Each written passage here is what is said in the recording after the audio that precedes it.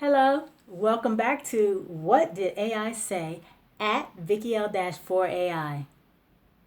Today's episode is number 31, and it has to do with something that is near and dear to me, at least for the last 3 years or so. So here we go. Let's go ahead and jump right into today's question, and we're going to start with Chatgpt as always. What health benefits does fasting have? Fasting has been studied for centuries, both for spiritual reasons and for its effects on the body. Modern research shows it can have several health benefits, though outcomes can vary depending on the type of fasting. Intermittent fasting, prolonged fasting, alternate day fasting, water fasting, etc. Also, the individual's health status must be considered. Here are some key benefits of fasting: brain and mental health, improved focus and mental clarity. Yes, I can vouch for that. Fasting may reduce brain fog and increase alertness by stabilizing blood sugar and increasing norepinephrine. Neuroprotection.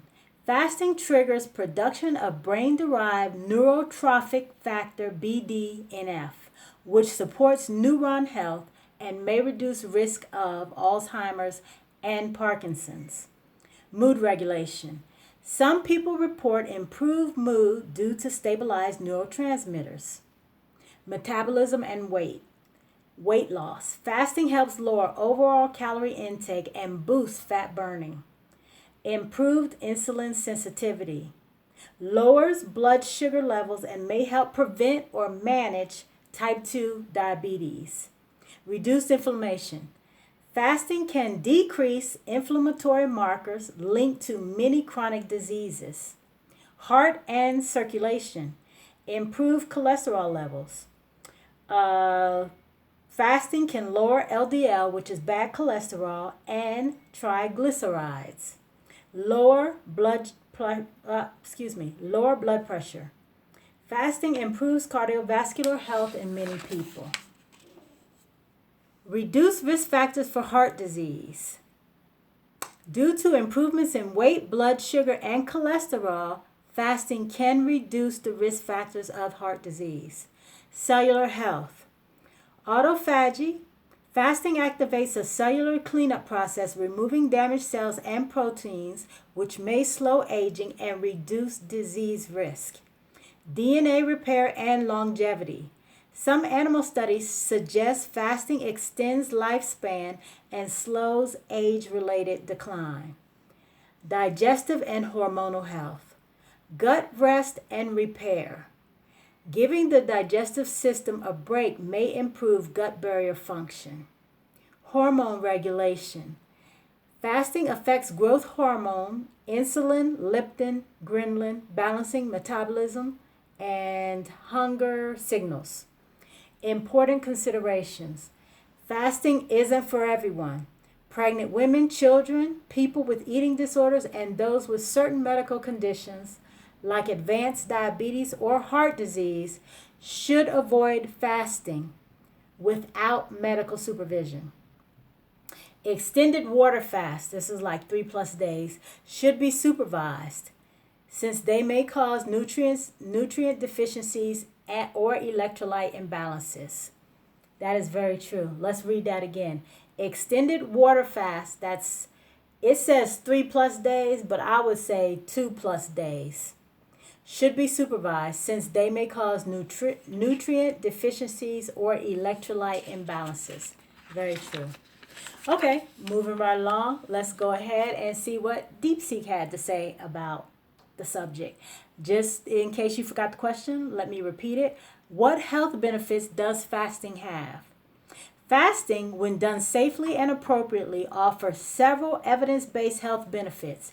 Here's a breakdown of key advantages along with important considerations. Key health benefits. Number 1, cellular repair and autophagy. After 12 to 24 hours without food, cells initiate autophagy. It's self-eating, clearing out damaged components. This may reduce cancer risks, slow aging, and protect against neurodegenerative diseases. 2. Improved insulin sensitivity. Fasting lowers blood sugar and insulin levels, enhancing insulin sensitivity. This can reduce type 2 diabetes risk and aid metabolic health. Number 3, weight and fat loss. By extending periods without calorie intake, fasting promotes fat burning, lipolysis. It often leads to reduced calorie intake without conscious restriction. This is very true. One thing, I'm going to take a pause right here because my last fast I did maybe about 3 weeks ago, and it was for 48 hours. And let me tell you, I felt good all throughout till the end. And I just did things that I probably shouldn't have done, like went on a short hike and also worked out that day. Normally, when I fast, it's usually during sleep and I don't work out or hike. So that's something that I pushed too far and I paid the price. But what I will say is this: when you do more than intermittent fasting, which is like eating dinner early one night, maybe eating everything before 4, and then fasting until 8 the next morning, that's like an intermittent, and that's something that I do often. But when you do more than that, you really have to be conscious of your weight loss, especially as an older individual, because I dropped weight like that and I'm still 3 weeks later still trying to put it back on. So I mean, I'm not fretting about it, or I'm not like, oh my God, I got to get the weight back on. Initially I was kind of, but now I'm kind of cool with the weight. But I do want to get back to the weight I was before I fasted.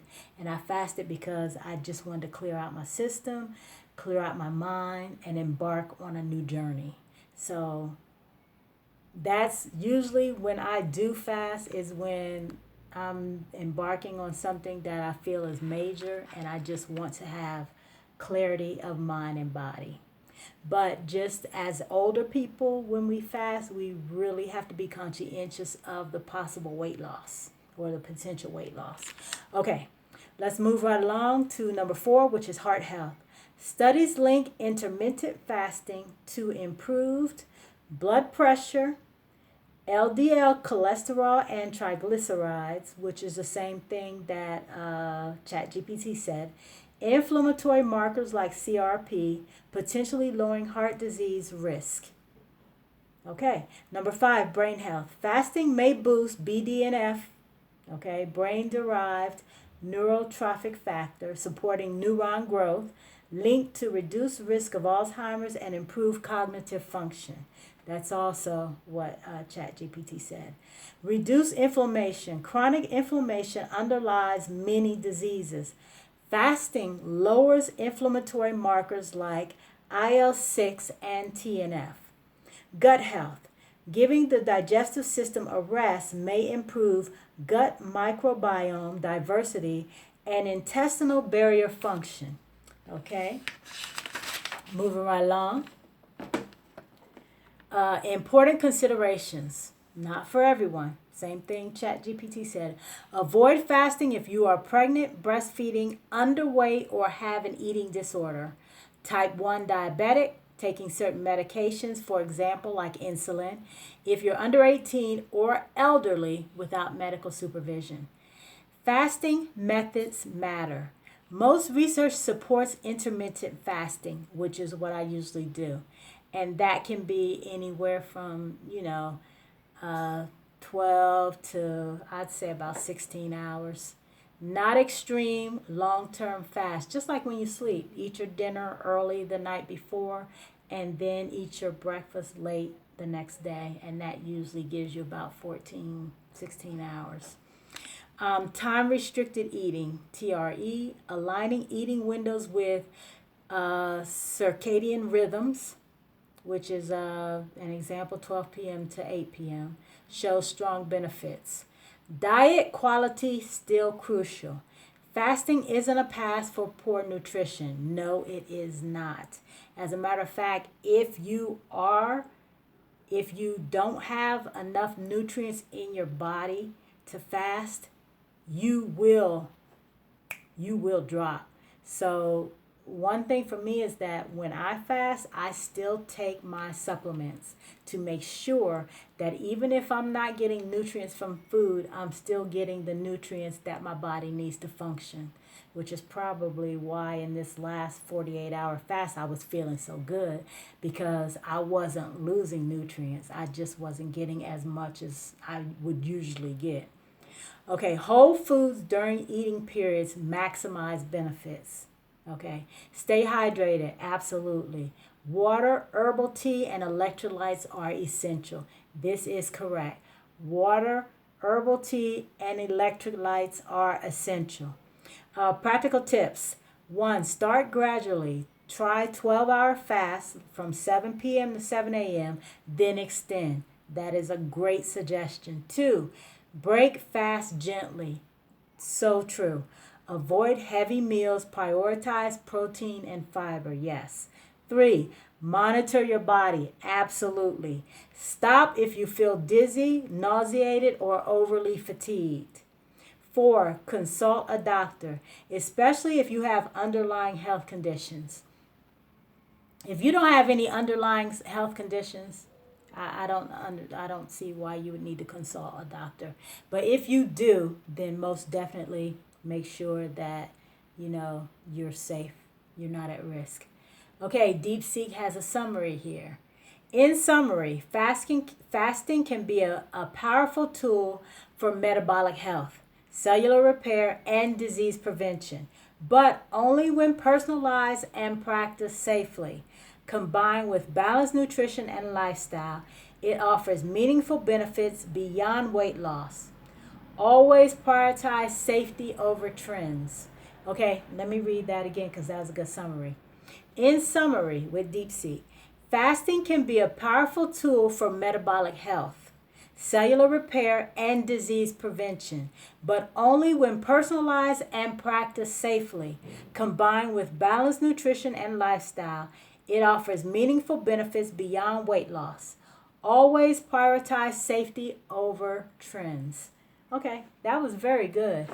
How does any of this affect our daily lives? I think, personally for me, I think fasting has been extremely beneficial. If you are in a stressful job, if you're dealing with a stressful situation, if you like to have clarity of mind, clarity of spirit, and you want to clean out your system on a regular basis, fasting is absolutely essential. Like I said, and like Deepseek told you, start intermittently by just, eating earlier, cutting off your food, just sticking with your tea, your water, and your electrolyte drink. And then the next morning, eating your breakfast a little bit later. Like for me, I would stop eating the afternoon before at about 3:30, 4 o'clock, and then I would eat my breakfast the next day at maybe like 8:39. So that would be like 14, 16 hours depending, you know. So start when you sleep, because that's the easiest. To me, I think is sleeping through a fast is like perfect. So, and then like if you want to increase it, then do so. But as older people, we have to be very cautious of our weight loss. You know, gotta be cautious about that, and make sure that you have the proper nutrients that you need. Okay, let's go ahead and get to our saying for today. Note that I didn't say positive, I said saying. This is one that I got. I don't know where it came from, but I think it's a great saying. And we all need to take heed to this. Symptoms are a result of something not working properly in our body. Symptoms are a result of something not working properly in our body. When we treat the symptoms only without discovering the cause, we are ignoring the true purpose of these symptoms our bodies produce for warning purposes.